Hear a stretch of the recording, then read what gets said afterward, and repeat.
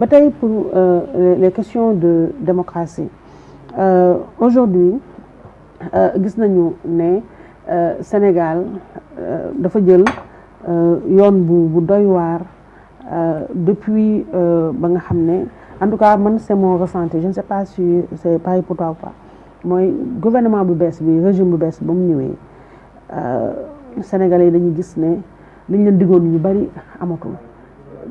Waxoon nañ fi appel à candidature waxoon nañ fi ne président de la République dafay day génneel loxoom ci conseil supérieur de la magistrature pour consacrer l'indépendance de la magistrature loolu tamit nekk beneen pilier démocratie nga xam ne politiciens yi dootuñu amati mainmise ci sa dund sama dund ñi ñuy seetaan waaye loolu yëpp ay tant d'autres choses aussi nga xam ne ay promesses de campagne lañu woon loolu bokk na ci seen projet bi loolu gisuñu ko in fine tey Malal su ma la waxee su ma la laajoon ne la 16 mois yi fi Sonko ak Diomaye def lan nga gis ñu def ko loo xam ne yow da nga koy apprécier bu su ma la jox leen note tu leur donnes la moyenne ak tamit lan moo la gën a choqué en termes de reniement en termes ban déception nga am ci nguur gi ak lan moo la ci gën a neex ba ñu commencé ba tey. Moi je dirais que le son de Thiat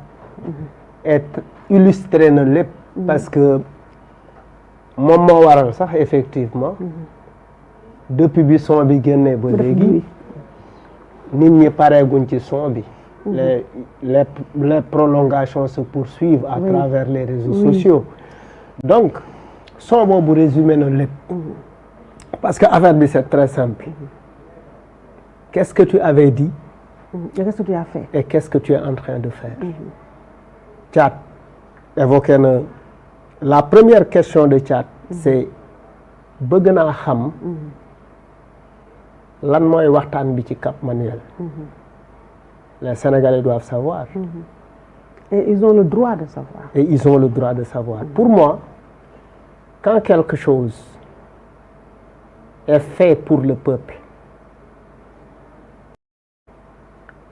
bi daf ci war a am toutes les informations. Pour man les histoires de protocole de Rebeuss, les histoires de protocole de Cap Manuel, etc. C'est des choses qui ne doivent pas exister dans une république normale. Parce que li ngeen di waxtaane da ngeen ko waxtaan pour Sénégal. Da ngeen ko waxtaan pour Sénégal. Sénégal ñi fi nekk Sénégalais yi la. Donc il faut que les Sénégalais soient informés de bout en bout de ce qui a été discuté. Il n'y a absolument rien à cacher.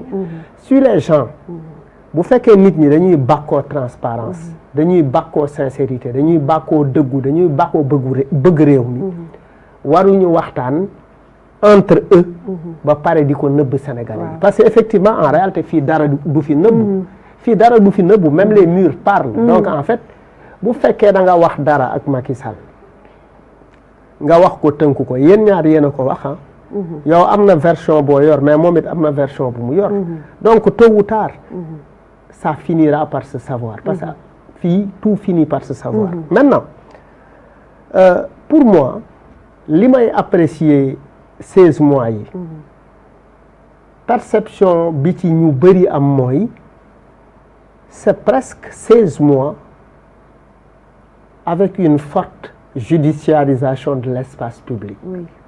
On parle beaucoup plus de personnes emprisonnées que de réalisations. C'est triste. C'est-à-dire, on parle beaucoup plus de li ngay retenir mooy telle personne est emprisonnée, telle personne est emprisonnée, telle personne est emprisonnée, à tort ou à raison.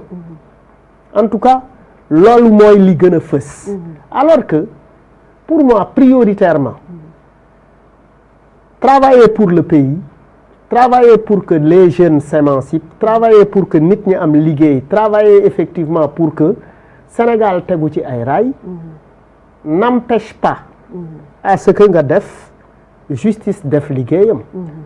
On voit effectivement parce que li fi am yëpp les Sénégalais le voient. Les Sénégalais le voient. Li Sénégalais yi gis mooy effectivement les jeunes continuent de prendre les pirogues même bu fekkee du phénomène boo xamante ne mën nga ko arrêter en 16 mois les Sénégalais yi di retenir mooy il y a eu des gens qui étaient quelque part qui travaillaient et qui ont été effectivement licenciés de leur travail au nom de parce que c'était des militants de Macky Sall. Donc en fait pour man le Sénégalais qui travaille qui gagne de l'argent il le dépense pour sa famille, pour ses cousins, pour lui, pour etc. Il a Aïssatou Diop Fall tey ci ginnaawam mu ngi dundal plus de 20 ou plus de 25 personnes ñu ngi ci ginnaawam. parce que am na benn salaire bu mu yaakaar. nit bu nekkee ci benn service de l'État di ci liggéey. ñu koy fay avec l'argent public parce que il ne faut pas confondre le parti et le gouvernement. Il ne faut pas confondre le parti et la République. Le parti reste le parti. Il est allé à la conquête du pouvoir. Il a le pouvoir. Et quand il a le pouvoir, c'est pas pour diriger le parti. C'est pour diriger le Sénégal. Donc en fait, da nga war a fexe Sénégalais yëpp yem ci li nga xamante ne Sénégalais yi ñoo ko bokk. Créer les conditions d'un Sénégal qui se développe. D'un Sénégal bi nga xamante ne góor jigéen mag ndaw ku ci nekk di nga ci gis sa bopp. léegi nag loolu terewul. nga doxal yoon ñu jubalul nga yóbbu leen ñu jubalul nga woo leen pour effectivement ñu leeral li nga jàpp ni effectivement dañ ko jël te askan wi moom ko donc jàpp nit en disant qu'il ne faut pas laisser des opposants milliardaires dans la rue il ne faut pas avoir une opposition avec des milliardaires pour man dafay fausser le principe de la démocratie dafay fausser le principe de la compétition moi effectivement il faut que j'emprisonne quelqu'un parce qu'il a de l'argent il faut emprisonner quelqu'un parce qu'il a volé il faut emprisonner quelqu'un parce qu'il a fait des malversations loolu d'accord nañ ci mais il ne faut pas qu'on gouverne de manière très très politique parce que en fait ça ne correspond pas à la rupture li correspondre ak rupture mooy effectivement man li may def militant du ma ko dicter et on ne dirige pas un pays sous le concept de la colère. On dirige un pays sous le concept effectivement de en fait yor naa réew mi comprendre c'est quoi la responsabilité de diriger un pays. Donc en fait mën nañu wax globalement boo doon tënk pourquoi j'aime le son de Thiat parce qu'il est factuel.